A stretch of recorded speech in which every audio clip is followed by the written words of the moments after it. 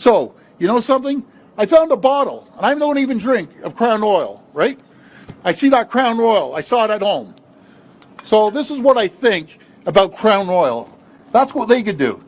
And I think everyone else should do the same thing. Start supporting companies that make whiskey. In a truly dramatic and highly visual act of protest that immediately captured national attention and ignited a furious debate across the country, Ontario Premier Doug Ford took a bottle of Crown Royal whiskey and, with a resolute and deliberate expression, poured its entire contents onto the ground around his podium. Welcome viewers to my channel. If you're new here, please subscribe, like my video and turn on notifications so you don't miss our next update.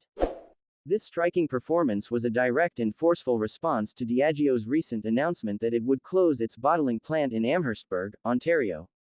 The company, which owns the globally recognized whiskey brand, declared just last week that it would shutter the facility in February 2026, a move that Ford vehemently condemned as an outright betrayal of Ontario's dedicated and hardworking families.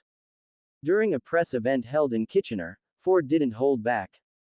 His actions were a carefully staged piece of political theater, a visceral display of anger meant to resonate with a public that often feels powerless against large corporations. As the rich, amber liquid cascaded in a stream from the bottle, a powerful symbol of his deep-seated frustration and outrage, he declared for all to hear, "This is what I think about Crown Royal. That's what they can do." This action was far more than a simple gesture. It was a potent and unambiguous sign of his unyielding commitment to the province's workforce and his profound anger at a multinational corporation that he believes is prioritizing profits over people, with no regard for the human cost of its decisions. The image of the poured-out whiskey became a powerful meme and a symbol of the broader fight between labor and capital. Ford's verbal assault on Diageo was equally unsparing, and he did not mince words. He harshly criticized the company, accusing its executives of being as smug as they come, and a few fries short of a happy meal. These colloquial and biting insults resonated with a public weary of seeing major corporations make decisions that devastate local communities without any apparent remorse. He also dismissed their decision as being dumb as a bag of hammers, implying a fundamental lack of foresight or care on the part of the company's leadership. In a pointed and personal message aimed directly at the company's CEO, who is based in France, Ford issued a stark and personal warning, a direct challenge from a political leader to a corporate one: "You hurt my people, I'm gonna hurt you. You're gonna feel the pain in February when these people don't have a paycheck." He then broadened his appeal, urging all Ontarians and Canadians to stand in solidarity with the impacted workers, cautioning that this type of corporate action could happen to anyone, undermining the stability of communities across the country and setting a dangerous precedent for the future of work.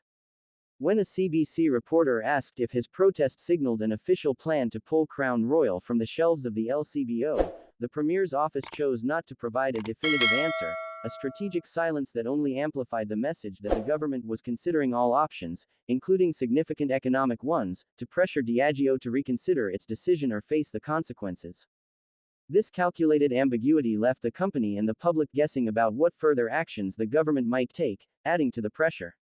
A community and union mobilize in unison, the fight for a Canadian identity and the preservation of livelihoods. The ramifications of Diageo's decision are substantial and widespread, directly affecting 207 unionized workers, a mix of both full and part-time staff, as well as an additional 50 non-union management employees. The closure will not only impact the individuals and their immediate families but will have a ripple effect on the entire Amherstburg community, which relies on the plant for a significant portion of its economic activity. UNAFOR, the union that represents the workers, is convinced that a majority of the bottling operations currently performed at the Amherstburg plant will be relocated to a Diageo facility in Illinois. This potential shift of jobs across the border is a particularly bitter pill to swallow for long-serving employees like Howard Fox, who have dedicated their working lives to the plant and their community. "You're putting a whole community, all these people out of work just for profits for a company, and that's a terrible thing to do," he lamented, his voice heavy with emotion. Fox passionately emphasized the critical need for Canadian unity and solidarity in protecting domestic jobs, a sentiment enthusiastically echoed by his union leadership. He highlighted the emotional toll on workers who had dedicated their lives to the plant, now facing an uncertain future for the sake of corporate bottom lines, illustrating the human face of this cold economic decision and the fragility of their employment. John Dagnolo, the president of Unifor Local 200, has been on the front lines, actively lobbying the provincial government to implement a boycott by removing Crown Royal from LCBO shelves. He argues that this is not merely a dispute with one company but a broader statement about corporate responsibility and national identity.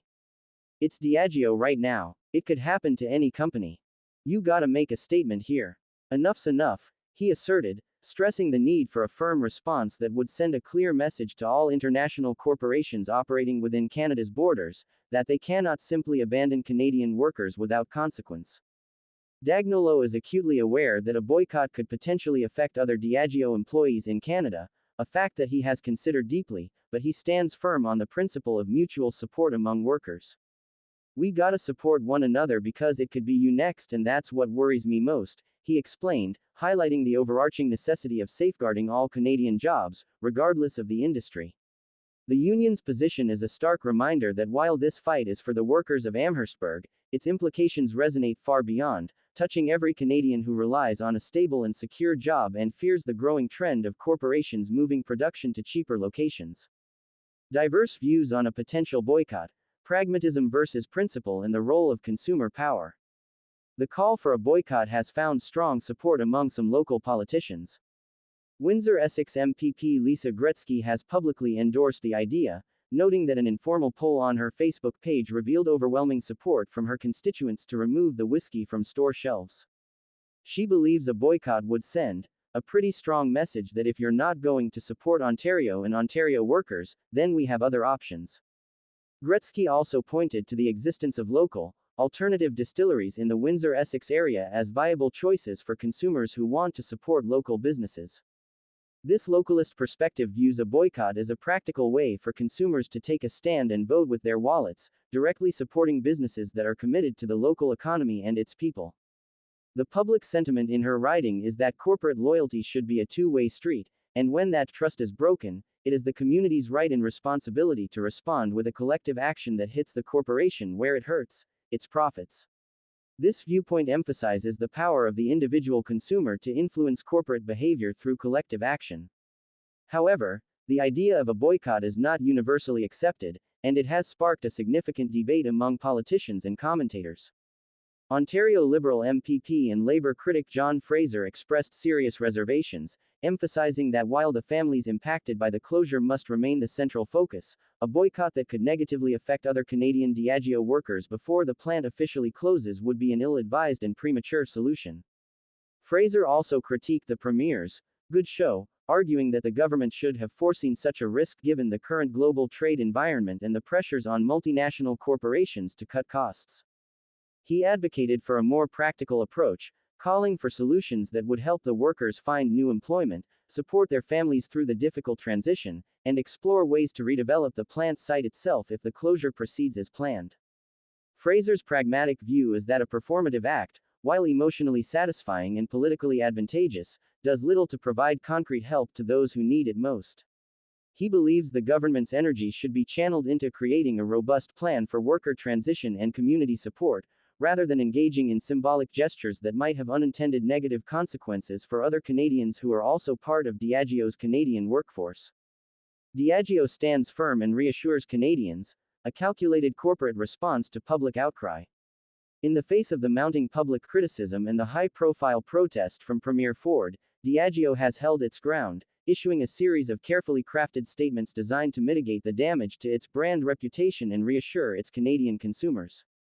A company spokesperson did not directly address Premier Ford's public display of protest but did reiterate that Crown Royal's production remains deeply rooted in Canada.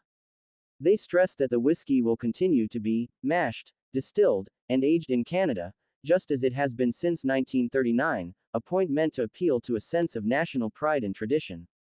The company also pointed to its ongoing, significant footprint across Canada, which includes a workforce of 500 employees at facilities in the Greater Toronto Area, Gimli, Manitoba, and Valleyfield, Quebec, highlighting its continued economic contribution to the country as a whole. They also confirmed that the Crown Royal intended for the Canadian market will still be bottled within the country, even after the Amherstburg plant closes, a point meant to reassure both Canadian consumers and workers of the company's enduring commitment to the nation. This statement was clearly designed to deflect some of the criticism and remind the public that the company's presence in Canada extends far beyond the Amherstburg facility. It portrays the closure as a tough but necessary business decision.